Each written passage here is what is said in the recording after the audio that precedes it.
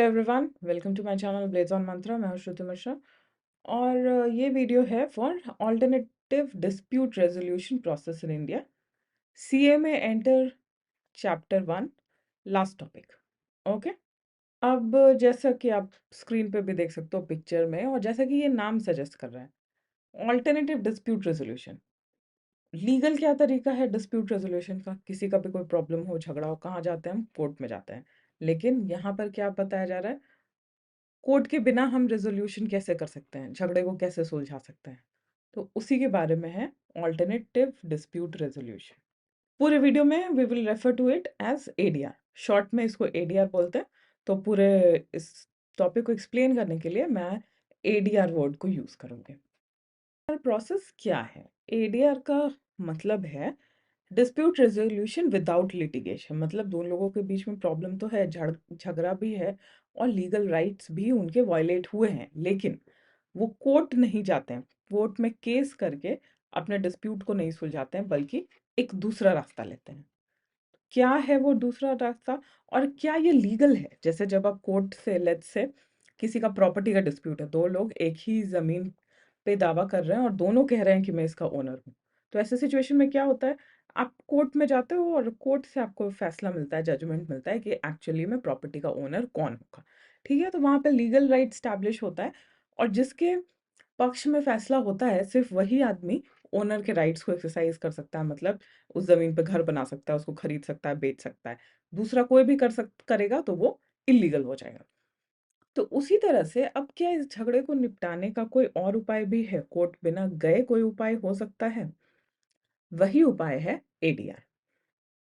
तो ये भी एक लीगल प्रोसेस है, ये भी कोर्ट में जाकर ही होता है, बट ये केस फाइल करके नहीं होता है। कैसे होता है वो हम इस टॉपिक में समझेंगे। तो एडीआर जो प्रोसेस है वो पहले पार्टीज की मंजूरी से होता है। अगर पार्टीज चाहते हैं कि वो केस लड़ने के झंझट में ना पड़े और इतने दिनों तक केस को लड़ना पड़ेगा, बार बार कोर्ट आना पड़ेगा, लॉयर्स रखना पड़ेगा, बहुत सारा खर्च होगा, बहुत सारा टाइम लगेगा, उसमें अगर नहीं जाकर अगर वो कोर्ट से रिक्वेस्ट करते हैं कि दोनों पार्टी राजी है कि वो आपस में मिलकर प्रॉब्लम को सुलझाना चाहते हैं, तो उस चीज को हम एडीआर कह रहे हैं। ठीक है, तो एडीआर के बहुत सारे एडवांटेजेस हैं जो लिटिगेशन प्रोसेस है, केस लड़ने का प्रोसेस है, उसके ऊपर। यहाँ पे आप पिक्चर में देख सकते हो, यहाँ पर एक तरफ कोर्ट रूम है जहाँ पर कोर्ट किसी को फैसला सुनाता है उनके झगड़े में, और एक तरफ एडीआर है जहाँ पर एक तीसरा पर्सन, जो कि दोनों पार्टीज की सहमति से, जिनके भी बीच में झगड़ा है, वो एक तीसरे पर्सन को अपॉइंट करता है और उसके हेल्प से अपने झगड़े को सुलझाता है। तो ये दोनों ही लीगल प्रोसेस है अपने झगड़े को सुलझाने का। केस लड़ने का आपके पास ऑप्शन है, लिटिगेशन का प्रोसेस है, फंडामेंटल राइट्स में मैंने आपको दिखाया भी कि किस तरीके से कॉन्स्टिट्यूशनल रेमेडीज है आपके पास in the form of fundamental rights. तब हमें एडीआर की क्यों आवश्यकता है? क्यों ना हम कोर्ट के थ्रू ही अपने केसेस को सॉल्व करें, ताकि एक full proof legal right establish हो जाए, बाद में फिर से कोई उसको डिस्प्यूट करने ना आए। तो क्यों हम एडीआर में जाना चाहेंगे? ठीक है, तो इसका रीज़न ये है कि एक तो कोर्ट में बहुत केसेस पेंडिंग हैं, तो जब भी आप कोई केस फाइल करोगे, आपका नंबर बहुत दिनों, सालों, महीने, सालों के बाद आ सकता है। तो जैसे मैं आपको ज़मीन के डिस्प्यूट के बारे में बता रही थी, प्रॉपर्टी डिस्प्यूट जो है, तो ये आपको जानना चाहिए कि इंडिया में कोई भी सिविल मैटर बहुत-बहुत सालों के लिए चलता है। कभी-कभी ऐसा हो जाता है कोर्ट्स में कि जिसकी ज़मीन थी, वो मर गया, अब उसके नेक्स्ट जनरेशन, उसके बेटे, बच्चे, बेटियाँ, अब वो लोग केस लड़ रहे हैं उसके लिए। लेकिन अभी तक ये एस्टैब्लिश नहीं हो पाया है कि ज़मीन किसकी है। ठीक है? तो इन सारे सिचुएशंस में क्या आप अपने किसी भी प्रॉब्लम को इतना लंबा चलाना चाहोगे? नहीं चलाना चाहोगे ऑब्वियसली। तो वैसे सिचुएशन में एडीआर काम, एडीआर फास्टर तरीका है, क्विक तरीका है डिस्प्यूट को सुलझाने का। और इसीलिए सिविल मैटर्स में, कमर्शियल मैटर्स में, इंडस्ट्रियल डिस्प्यूट्स में और फैमिली डिस्प्यूट्स में एडीआर सबसे ज़्यादा काम आता है।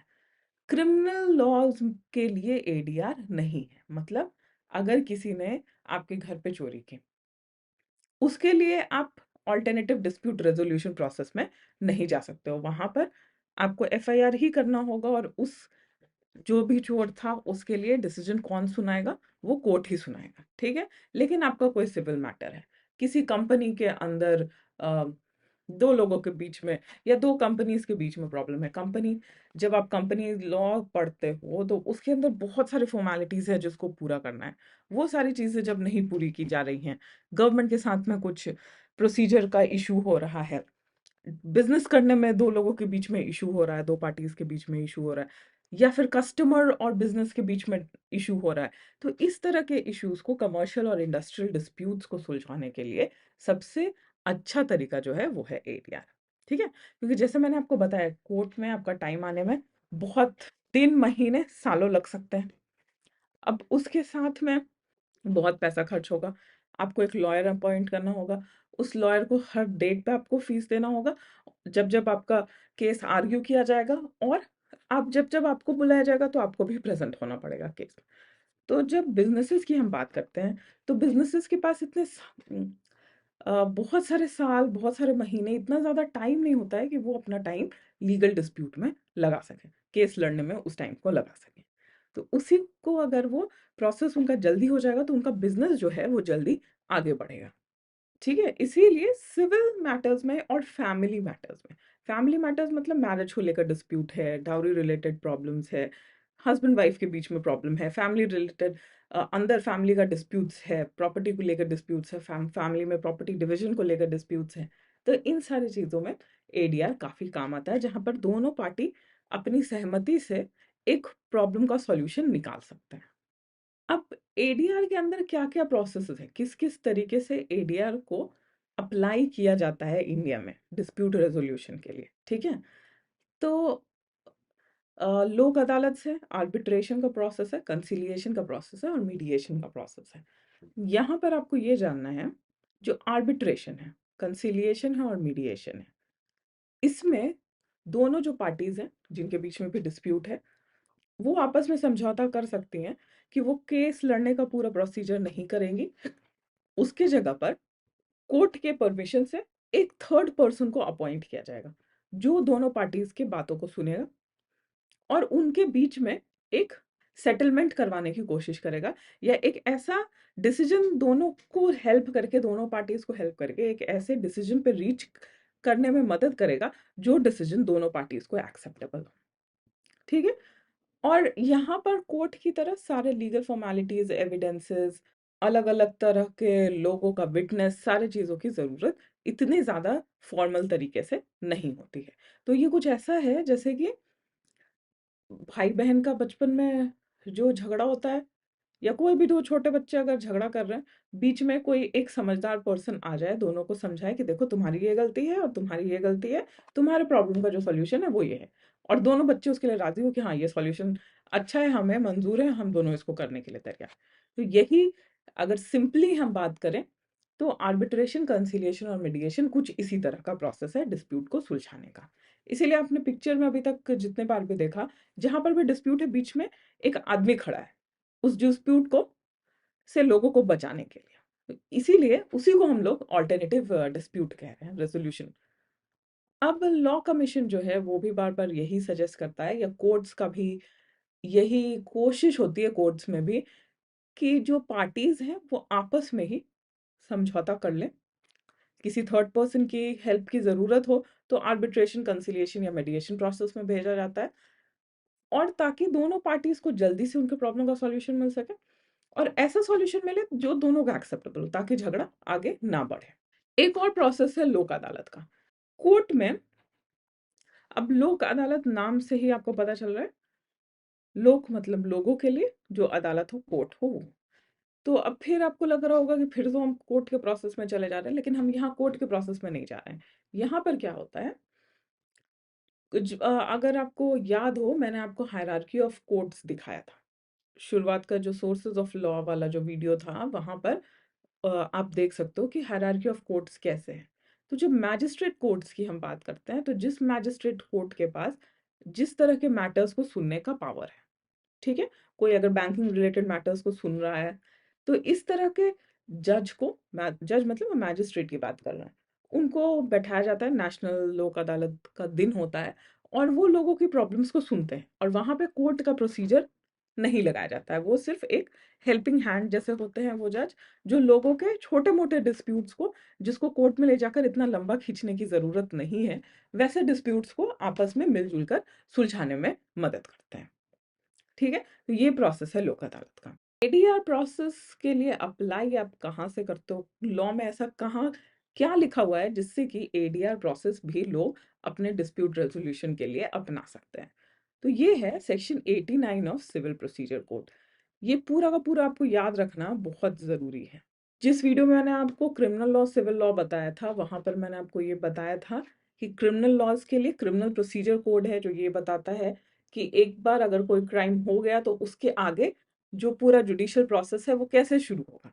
उसी तरीके से जब कोई सिविल मैटर होता है, कोई सिविल डिस्प्यूट आता है, तो वो कैसे हैंडल किया जाएगा एक बार डिस्प्यूट होने के बाद, वो सारी चीज़ें सिविल प्रोसीजर कोड में है। तो सिविल प्रोसीजर कोड के सेक्शन 89 में लिखा गया है कि ऑल्टरनेटिव डिस्प्यूट रेज़ोल्यूशन भी लोगों के पास एक ऑप्शन होना चाहिए अपने डिस्प्यूट को सुलझाने का। यहीं पे आर्बिट्रेशन, कंसिलिएशन, जुडिशियल सेटलमेंट और मीडिएशन का जो स्कोप है वो भी दिया गया है। अब कैसे सेक्शन 89 के थ्रू कोर्ट जो है वो ये सारे प्रोसेसेस को, एडीआर के प्रोसेस को फैसिलिटेट करता है। तो जब कोर्ट ये देखता है कि जो कोर्ट के सामने जो केस है, जो डिस्प्यूट है, वो कुछ इतना बड़ा नहीं है जिसको लोग आपस में मिलकर सुलझा ना सके, ठीक है? और पार्टीज को भी पूछा जाता है कि क्या वो एडीआर प्रोसेसेस के लिए जाना चाहते हैं। तो अगर पार्टीज राजी हो, या पार्टीज खुद से भी कोर्ट में अप्लाई कर सकते हैं कि वो एडीआर प्रोसेस में जाना चाहते हैं, उनका जो डिस्प्यूट है वो आपस में मिलकर सुलझाना चाहते हैं। तब पार्टीज के जो भी टर्म्स हैं, जिस टर्म्स पे वो एडीआर करवाना चाहते हैं, उनको नोट डाउन कर किया जाता है, उसको फॉर्मुलेट किया जाता है। देखता है कि कौन सा एडीआर मेथड उस पर्टिकुलर केस के लिए बेस्ट होगा। क्या आर्बिट्रेशन बेटर है, या मीडिएशन बेटर है, या कंसिलिएशन बेटर है, या फिर लोक अदालत में उस मैटर को उठाना चाहिए। तो लोगों को ही पहले कोर्ट रिकमेंडेशन देगा कि आपको इस एडीआर प्रोसेस में जाना चाहिए, और फिर अगर वो पार्टीज को एक्सेप्टेबल हो वो प्रोसेस, तो एडीआर का प्रोसेस शुरू होगा। अब एक और एक्ट है, सेक्शन 16 कोर्ट फीस एक्ट 1870 का, जो कि सेक्शन 89 वाली ही बात को सपोर्ट करता है, और ये कहता है कि अगर पार्टीज ने एडीआर से सेटलमेंट के लिए एक्सेप्ट कर लिया है, या खुद से अप्लाई किया है एडीआर के लिए, तो उनका जो कोर्ट फीस लगता है उसको वापस कर दिया जाए। तो सेक्शन 89 जो है वो एडीआर को प्रमोट करता है, ठीक है? लिटिगेशन प्रोसेस के साथ साथ सेक्शन 89 और सीपीसी ही एक ऐसा सेक्शन है, या हम ये कह लें एक ऐसा ऑप्शन है लॉ के अंदर, जो लोगों को ये फैसिलिटी देता है कि आपको पूरे कोर्ट प्रोसीजर से जाने की ज़रूरत नहीं है। आप कोर्ट के बाहर भी कोर्ट के परमिशन से अपने डिस्प्यूट को सुलझा सकते हो। और इससे क्या होता है, जो जस्टिस का प्रोसेस है वो एक्सपेडाइट हो जाता है, जल्दी लोगों को जस्टिस मिलता है, और इफेक्टिव तरीके से मिलता है, क्योंकि कोर्ट किसको क्या जजमेंट देगा वो तो एविडेंस पे डिपेंड करता है। जिसके पास जितना अच्छा एविडेंस होगा, जो अपने केस को जितना अच्छा प्रूव कर पाएगा कोर्ट के सामने, कोर्ट को उसी के पक्ष में फैसला देना पड़ेगा। लेकिन और ऐसा हो भी सकता है कि कोर्ट का फैसला आने के बाद लोगों को वो फैसला मंजूर ना हो, फिर उनको आगे के कोर्ट में, अपर हाई कोर्ट्स में अपील करना होगा, हाई कोर्ट के बाद सुप्रीम कोर्ट में अपील करना होगा। तो इतना सारा टाइम और प्रोसेसेस को बचाते हुए लोग क्या कर सकते हैं, ऐसा उनको जजमेंट मिल सकता है, ऐसा उनको डिसीजन मिल सकता है जो कि दोनों पार्टीज जिसमें खुश हो और राजी हो, ठीक है?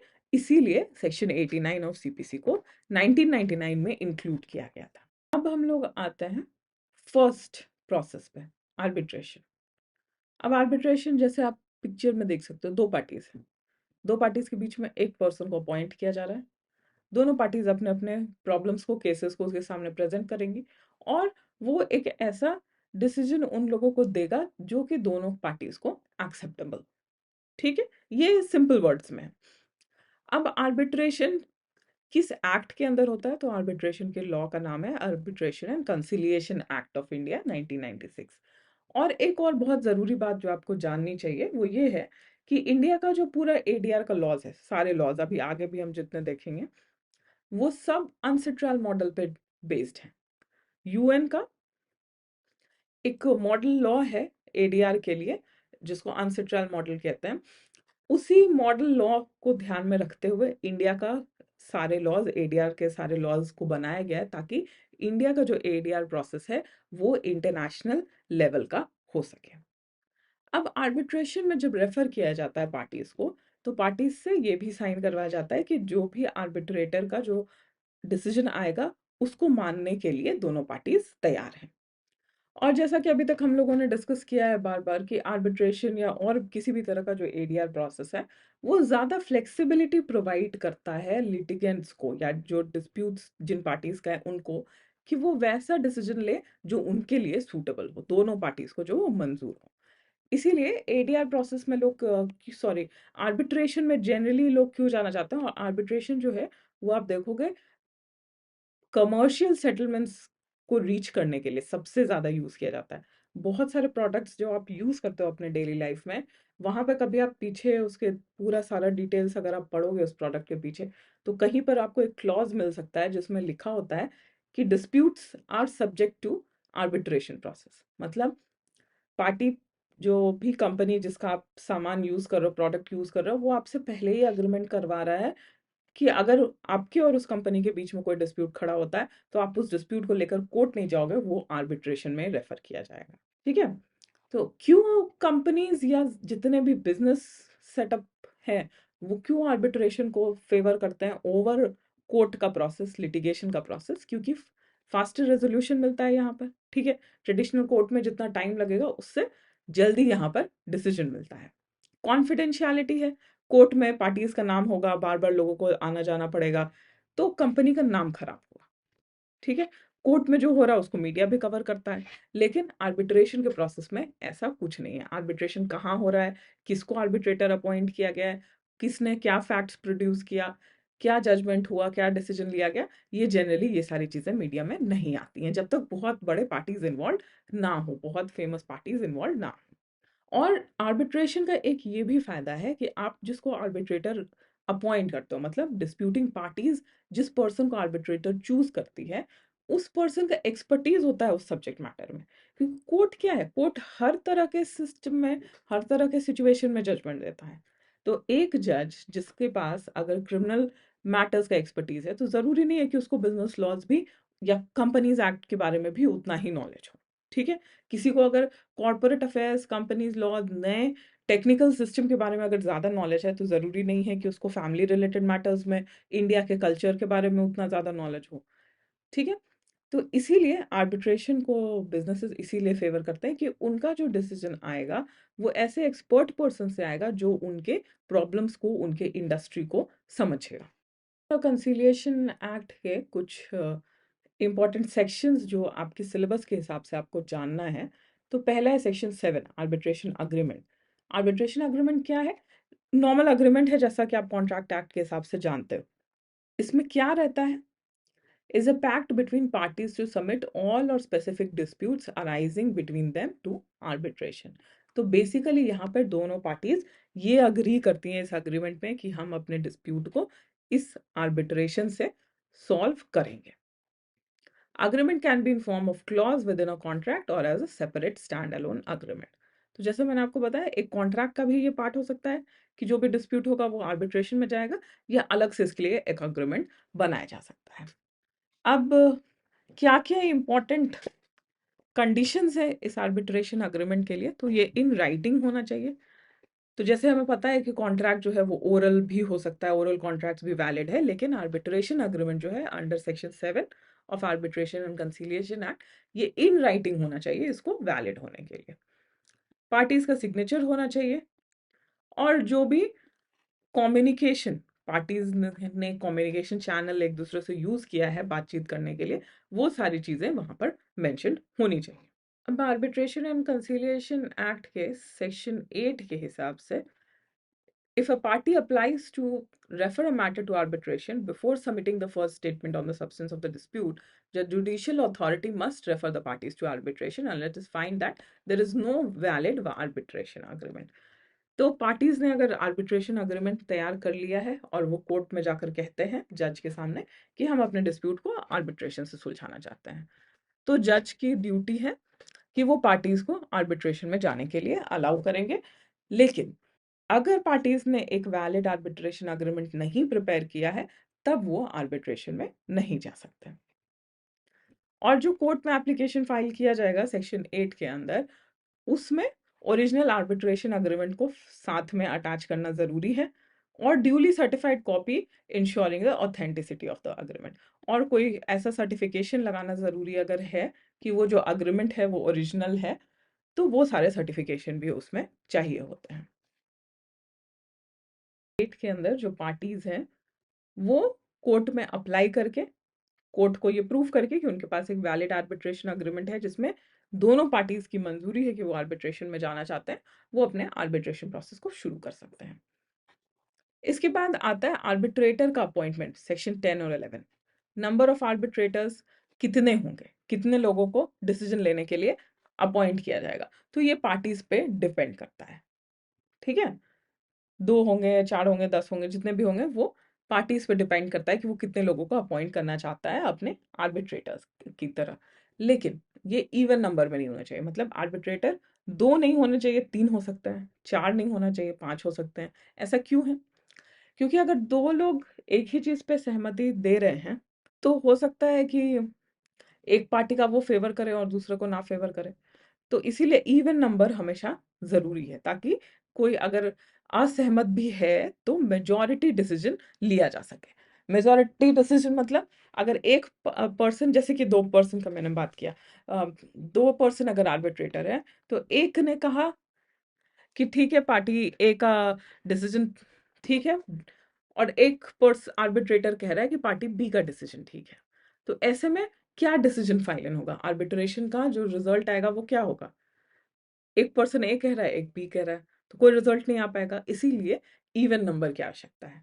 तो 3 लोग अगर हैं तो तीनों में से 2 जिसको जो डिसीजन दे रहे हैं वो डिसीजन फाइनल होगा। उसी तरह से 5 लोग हैं, तो 5 में से जो मेजॉरिटी डिसीजन है, 3 लोग जिसको सपोर्ट करेंगे, वो फाइनल डिसीजन होगा। इसीलिए इवन नंबर अलाउड नहीं है, लेकिन ऑड नंबर्स में अब आर्बिट्रेटर्स को अपॉइंट किया जा सकता है। और अगर पार्टीज ने सिर्फ एक ही आर्बिट्रेटर अपॉइंट किया है, तो वो जो डिसीजन देगा वही डिसीजन दोनों पार्टीज मानेंगी। अपॉइंटमेंट प्रोसेस क्या है, प्रोसीजर क्या होगा अपॉइंटमेंट का, वो भी पार्टीज पर डिपेंड करता है कि वो अपने आर्बिट्रेशन अग्रीमेंट में ये डिसाइड कर सकते हैं कि आर्बिट्रेटर कौन होगा या कैसे चुना जाएगा। और अगर जैसे मैंने आपको कहा कि 3 आर्बिट्रेटर्स अपॉइंट किया जा रहा है, तो उस सिचुएशन में दोनों पार्टीज अपने एक एक आर्बिट्रेटर को अपॉइंट करेंगी, और एक आर्बिट्रेटर ऐसा होगा जिसको कि दोनों पार्टी की मर्जी से अपॉइंट किया गया। ठीक है, ताकि फेयर डिसीजन से अश्योर किया जा सके। एक पार्टी का जो आर्बिट्रेटर होगा वो बहुत चांसेस है कि जिससे उसको पैसे मिल रहे हैं उसको उसका ही डिसीजन में वो फेवर करे। लेकिन एक ऐसा निष्पक्ष आदमी होना चाहिए जिसको दोनों ने ही अपॉइंट किया हो, तो उसका जजमेंट या उसका डिसीजन दोनों में से किसी के लिए भी बायस्ड नहीं हो। के बाद जो दूसरा प्रोसेस है एडीआर के लिए, वो है कंसिलिएशन।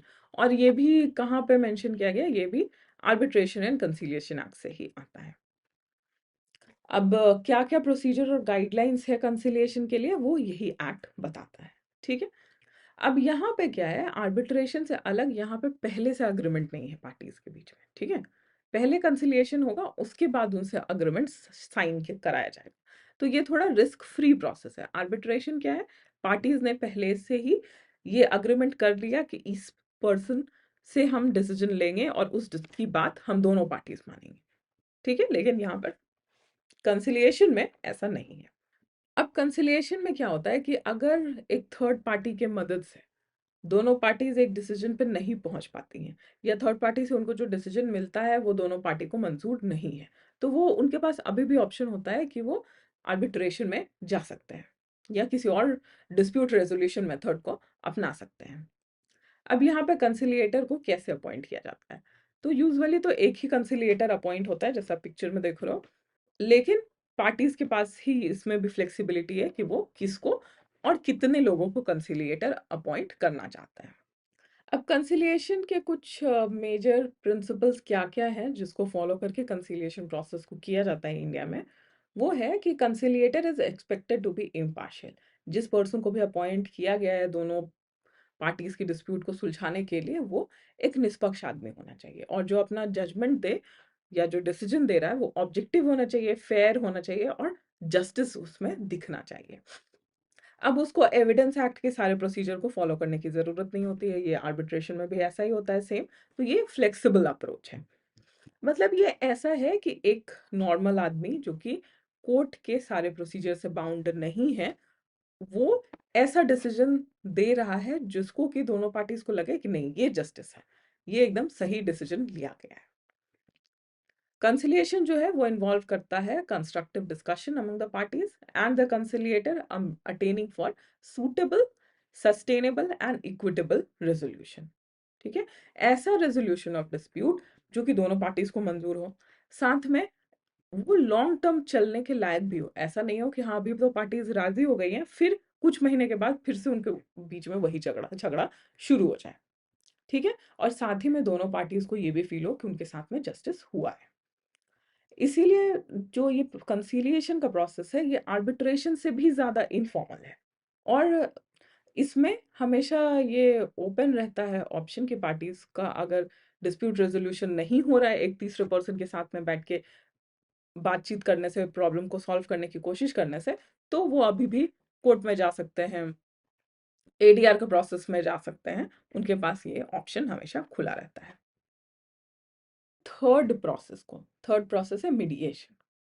तो मीडिएशन का जो प्रोसेस है ये भी वॉलेंटरी है, पार्टीज चूज करती हैं कि वो जाना चाहती हैं मीडिएशन में कि नहीं। और जैसा कि मैंने आपको पहले बताया था कि कोर्ट में अगर कोई डिस्प्यूट आता है तो कोर्ट भी लोगों को रेफर कर सकता है कि आप आर्बिट्रेशन में जाओ या आपके लिए मीडिएशन ज्यादा बेटर होगा। उस सिचुएशन के हिसाब से भी कोर्ट लोगों को रेफर कर सकता है कि उनको किस एडीआर प्रोसेस में जाना चाहिए, लेकिन वो भी पार्टीज की मर्जी पे ही डिपेंड करता है कि वो उस प्रोसेस को चुनते हैं या नहीं चुनते हैं। तो ये भी कंसिलिएशन की तरह कंप्लीटली इनफॉर्मल तरीका है। यहाँ पे पार्टीज के हाथ में ज्यादा कंट्रोल होता है प्रोसेस का, और एक बीच में न्यूट्रल पर्सन होता है जो कि दोनों के बीच में, दोनों पार्टीज के बीच में सुलह कराने का काम करता है। अब इसमें कुछ कम्युनिकेशन और नेगोशिएशन टेक्निक्स का यूज किया जाता है, जिसमें जनरली जो मीडिएटर होगा उसका इस चीज पे फोकस होता है कि दोनों पार्टीज आपस में खुल के एक दूसरे से बात करें, जो भी प्रॉब्लम है वो अच्छे से एक दूसरे से डिस्कस करें और आपस में कोऑपरेट करने की कोशिश करें। तो यहाँ पर मीडिएटर का काम एक गाइड की तरह ज्यादा होता है। डिसीजन मीडिएटर जैसे आर्बिट्रेटर डिसीजन लेता है या डिसीजन देता है पार्टीज की बात को सुनकर, वैसा यहाँ पर मीडिएशन में नहीं होता है। यहाँ पे मीडिएटर का काम ज्यादा एज अ गाइड होता है, जो दोनों पार्टीज को प्रोत्साहित करता है कि अपनी अपनी बातों को वो सामने रखें और किस तरीके से दोनों पार्टीज खुद ही मिलकर एक फाइनल डिसीजन ले लें।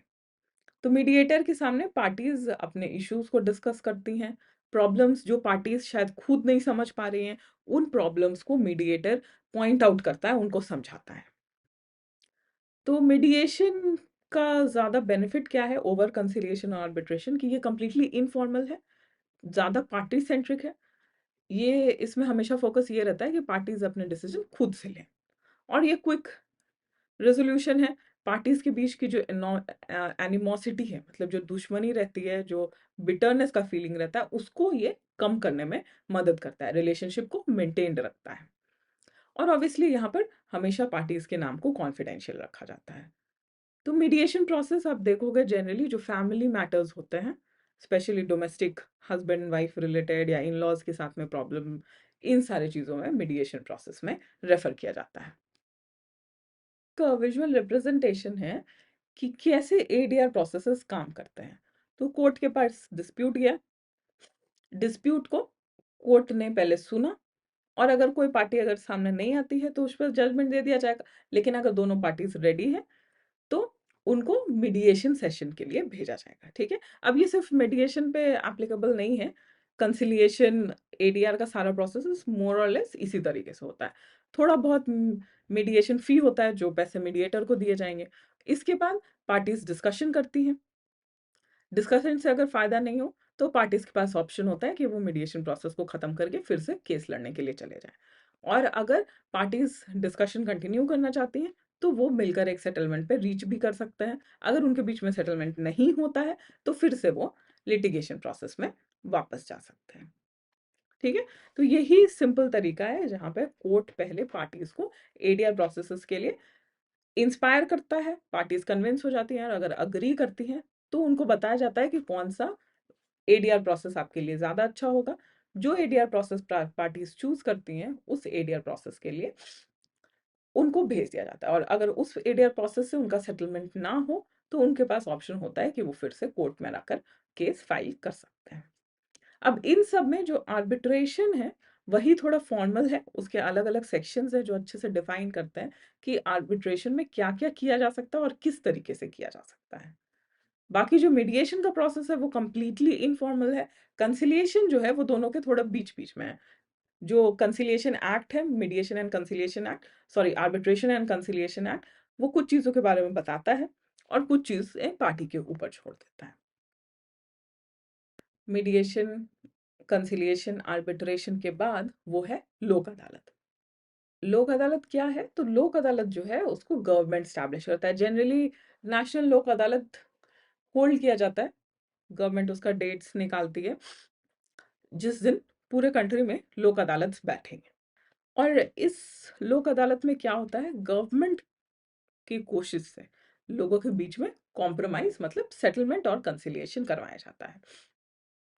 अब यहाँ पर जैसा मैंने आपको शुरुआत में ही बताया था कि जुडिशियल इंस्टीट्यूशन मतलब जो कोर्ट है उसका ही ये काम होता है कि वो लोगों को केस के पूरे प्रोसेस से ले जाने के बजाय आपस में सेटलमेंट करवाने की कोशिश करे।